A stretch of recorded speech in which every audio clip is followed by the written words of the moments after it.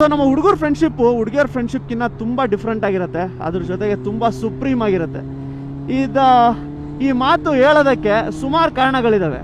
ಈಗ ನೋಡಿ, ನಾವು ಒಂದು ಗಾಡಿ ತೊಗೊಂಡ್ವಿ ಅಂತ ಅಂದ್ಕೊಳ್ಳಿ, ಇದೇ ಗಾಡಿ ಅಂತಲ್ಲ, ಒಂದು ಸಣ್ಣ ಗಾಡಿನೇ ತೊಗೊಂಡ್ವಿ ಅಂತಲೇ ಅಂದ್ಕೊಳ್ಳಿ, ಎಲ್ಲ ನಮ್ಮ ಫ್ರೆಂಡ್ಸು ಎಲ್ಲ ಬಾಯ್ಸು ಕೂಡ ಎತ್ತಿ ಸ್ಟೋರಿಗೆ ಹಾಕ್ಬಿಡ್ತಾರೆ, ಕಂಗ್ರ್ಯಾಚುಲೇಷನ್ಸ್ ಅಂತ ಹೇಳಿ.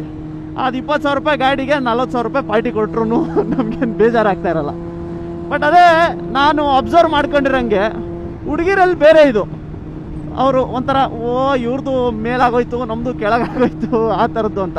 ಸೊ ನಾನು ಕೂಡ ನೋಡಿರೋಂಥದ್ದಿದೆ.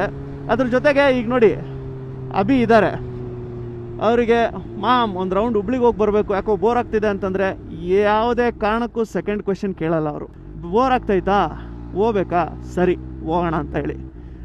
There is no ifs and buts in boys friendship. ದುಡ್ಡಿರಲಿಲ್ಲ ಅಂತಂದ್ರೂ ಯಾರ್ಯಾರ ಹತ್ರನೋ ಈಸ್ಕೊಂಡು ಸಾಲಾಗಿಲ್ಲ ಮಾಡ್ಕೊಂಡೆಲ್ಲ ಹೋಗ್ಬಿಟ್ರು ಅಂಥದ್ದು. ಹಂಗಂತ ಎಲ್ಲರೂ ಅದೇ ಥರ ಇರೋಲ್ಲ, ಕೆಲವೊಬ್ರು ಹುಡುಗರು ಕೂಡ ಸ್ವಲ್ಪ ಹುಡುಗಿರ ಥರನೇ ಆಡ್ತಾ ಇರ್ತಾರೆ. But very grateful for all the friends which I have. ಜೈ ಶ್ರೀರಾಮ್.